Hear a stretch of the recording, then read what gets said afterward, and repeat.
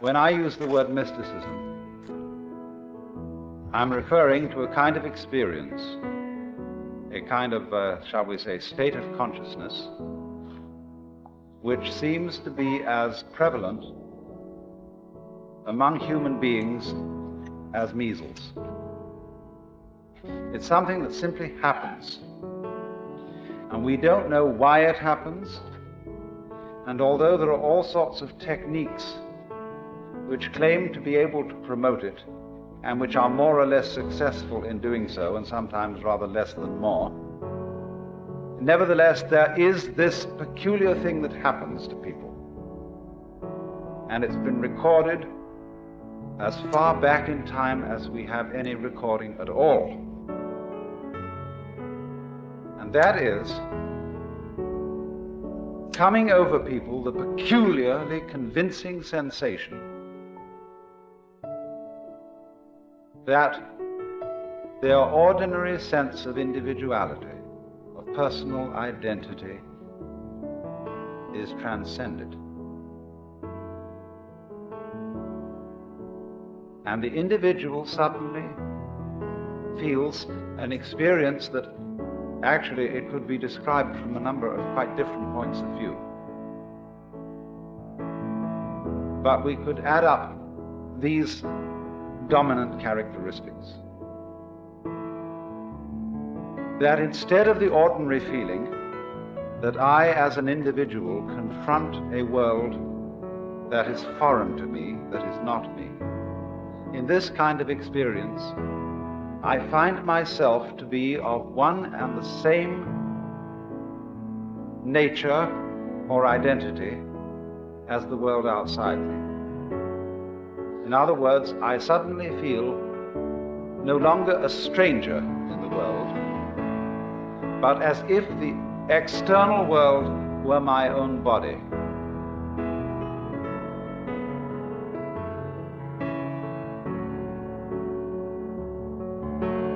The next aspect of the feeling is even more difficult to assimilate to our ordinary practical intelligence. But a very overwhelming feeling that everything that happens, everything I have ever done, everything anybody else has ever done, was part of our harmonious design. That there is no error at all. That's the sort of thing I'm referring to. Now, you see, I'm not talking about a philosophy. I'm not talking about a rationalization, some sort of theory that somebody cooked up in order to explain the world and make it seem a tolerable place to live in. I'm talking about a rather whimsical, unpredictable experience that suddenly hits people. And it includes this element of feeling the total harmoniousness of everything. Now, I realize that those words can carry with them a sort of sentimental feeling, a sort of Pollyanna feeling.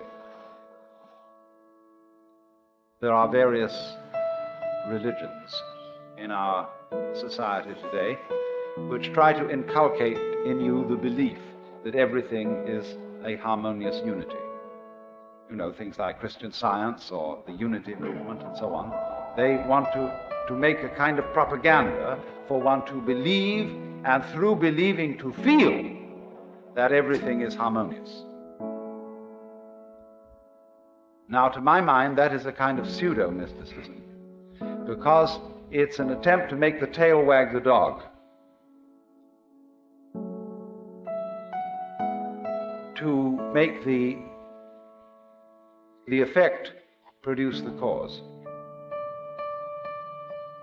Because this sensation of things being harmonious is somehow never brought about by insisting to yourself that that is so. Because when you do that, when you would say to yourself, all things are light, all things are God, all things are beautiful, etc. Actually, by doing that, you're implying that they're not. Because you wouldn't be saying all this stuff. if you really knew it to be true.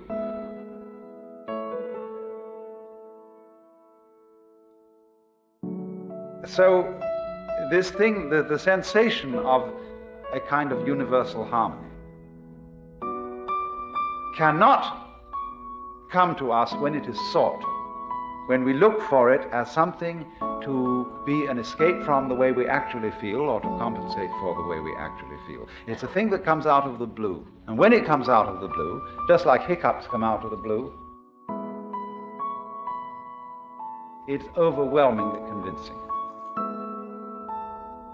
And it stands as, actually, the foundation for most of mankind's profound philosophical, mystical, metaphysical, and religious ideas.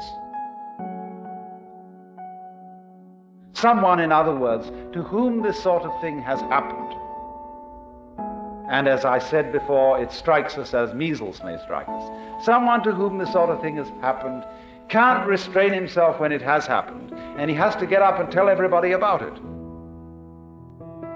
And alas, he becomes the founder of a religion.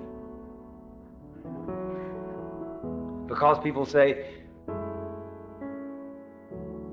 look at that man, how happy he is. What conviction he has. He has no doubts. He seems to be sure in everything he does.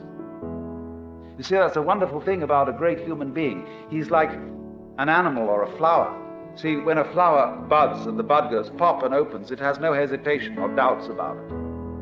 Or the chicken's egg breaks. The flower buds. There's no doubt about it at all. It comes forth. And so in the same way, when somebody has an experience of this kind, he just has to tell everybody about it. Because you see, he sees everybody around him looking dreadfully serious, looking as if they had a problem, looking as if the act of living were extremely difficult. But from his standpoint, the person who's had this experience, he feels that they look funny, that they don't understand, that there isn't any problem at all, that he has seen from where he stands that the meaning of being alive is just being alive. And it's so plain, and it's so obvious, it's so simple. And yet here is everybody rushing around in a great panic, as if it were necessary for them to achieve something beyond all that. And the funny thing is, they're not quite sure what it is, but they are devilishly intent upon it, after that thing. And so, to the person in the state of consciousness, which I call mystical, that all seems very weird, very absurd.